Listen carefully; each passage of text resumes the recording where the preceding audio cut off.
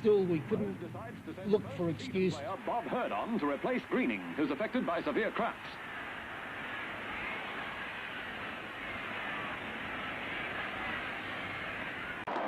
Quarter, 25 minutes just ticked over. Hurd gets a tap down. Over towards Price. Price gets it over to Richardson. He's up forward. The pack flies. No mark. Here they go. It's Oborne once again. Austin after him. Over to Twiggy Dunn. Dunn hooks it over. Thompson's waiting there. Thompson turns around and trickles it through.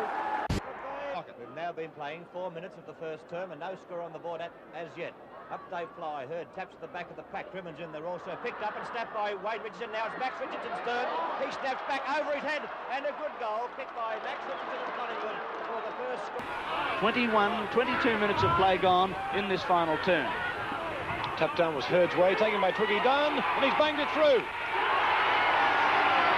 Well, Twiggy Dunn, the opportunist, has kicked 4 goals. He started off at full back, was switched midway through the second quarter to centre-half forward, and when he was switched for a period of about 4 minutes, Thorold, the Dons came right back into the game with 3 quick goals, but by golly, he's done well since being moved into that forward position. Yes, well, at that time, Peter, it looked to be the wrong move, but in looking back in retrospect, it's been a better move because Dunn has given Collingwood a winning centre-half forward position and Gott has done well at full-back. Well, the lead is trying to force the ball out of the pack, being hotly pressed by O'Callaghan. Thompson coming on the scene.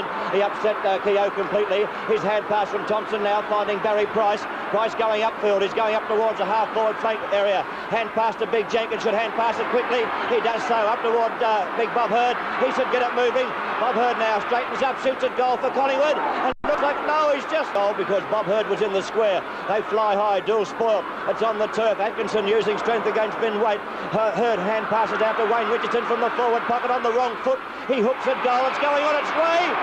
A beautiful goal kicked by Wayne Richardson of Collingwood, which has moved Collingwood up now to 5 goals, 8-38, and Carlton on 5 goals, 11-41. A beautiful piece of play by Richardson after he received that hand pass from Bob Hurd. To the boundary line, taken by Crane. Crane from half back, driving up towards centre wing. Bob Hurd's there for Collingwood. Hurd stretchable, didn't have to stretch. It was about half back flank on the outer side of the ground. The kick, not a bad one, starting to work its way down there to Peter Jones. He went for the spoil, Hurd went for the mark, and Hurd wins out. Well, he's not such a long kick, but Thompson is in the square for Collingwood. And so is Ben Waite for Carlton. Southby just in front of McKenna. McKenna won't lead. Hurd's trying to drive in with a big kick. Thompson the favourite at this stage of the game. Getting medium of Bruce Stool as the ball's kicked high. Up towards centre half forward. Hurd in good position. Mackay is too far under it. Comes down to where Bob Hurd can't control it. He gets a nudge in the back and will take the free kick. He's at centre half back. Looks for a short pass. Puts the short one in out towards his teammate down there in Paul Crannies. Crannies in turn onto the left foot. Out towards centre wing area. The Magpies playing the loose man tactics. A bad miss by Rodney Oborne, but he backs himself for pace against Armstrong. He wins out too, puts the ball onto the boot, kicks up. McKenna had a pretty big corner, that player.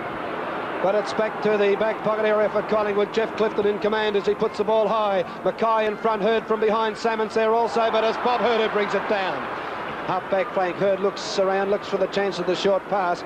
Collingwood would be well advised to boot it long as Hurd puts a 40-metre kick back towards centre wing. In they come from there. Only 5 at 6 metres in from the boundary on half forward flank for Collingwood. A chance as Oborne picks up a blind kick to drive Collingwood forward. Bissett competes but can't take the mark. Southby comes on the scene. Jenkins came in there to try and shepherd his teammate through. Wasn't successful. We see McKenna fighting for the ball here. He's desperately trying. Was held. Didn't take it. Here's Weir now. Going into an open goal. A hand pass into the goal square. And the goal kicked by Bob Hurd. And the goal by Hurd. And Collingwood 12 points up at the 16-minute mark of the final quarter. This is the big replay coming to you through the cameras of Channel 7 and your commentators Jack Edwards and Frank Adams. Well, certainly a valuable goal by Bob Hurd.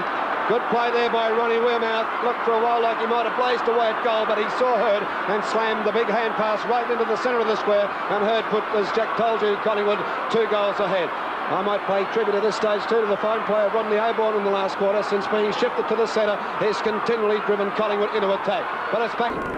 Big Bob Hurd coming into the ruck for the first time with Jenkins going to the forward pocket. It'll be Hurd and Mike Green competing for the knock. Hurd got the knock as they both players jostling for position. It comes forward away. Through comes Oborne, but Stewart's in there pushing the ball in front of him, the champion, but it doesn't come out that way as Weirmouth picks it up for the Magpies into the forward zone once again, and it's Big Hurd. Hurd is marked. Thompson says, stand clear, lad, I'll get it for you. Those enormous arms. Hurd is approximately 20 metres out, directly in front. He kicks, and there's another one to the Magpies.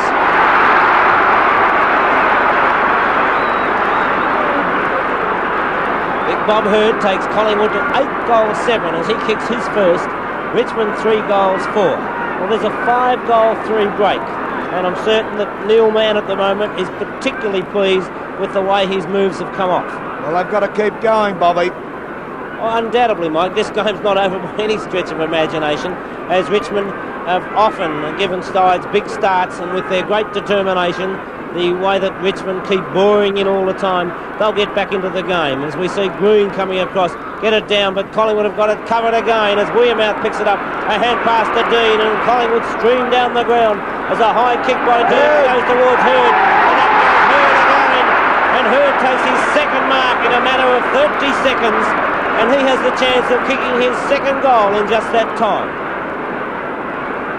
Big Bob Hurd, Rex Hunt, having been shifted from centre half forward down to the back pocket position, would really be having his worries at the moment.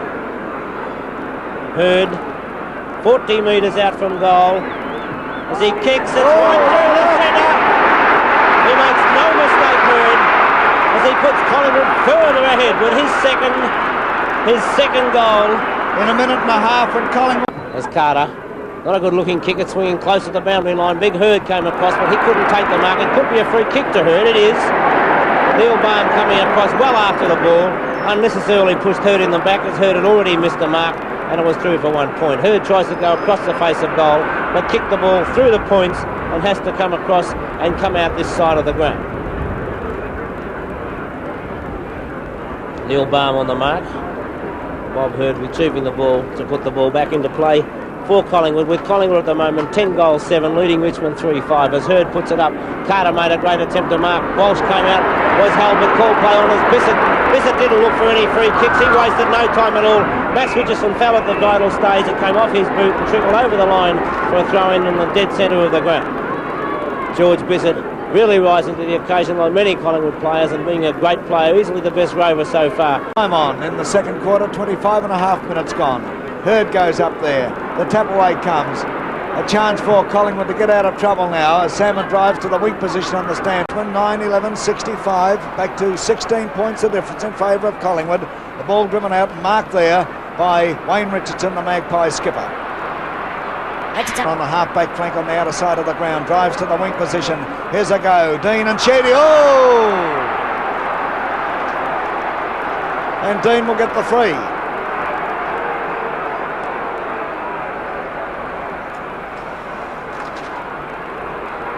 Dean from the wing position, slap bang there on the outer side of the ground, swings it in towards centre half forward, plenty of pushing and shoving. Hurd goes up, comes down with the ball, he's paid it. He's got one on the board, or two, Hurd. Two. He's a long way out though.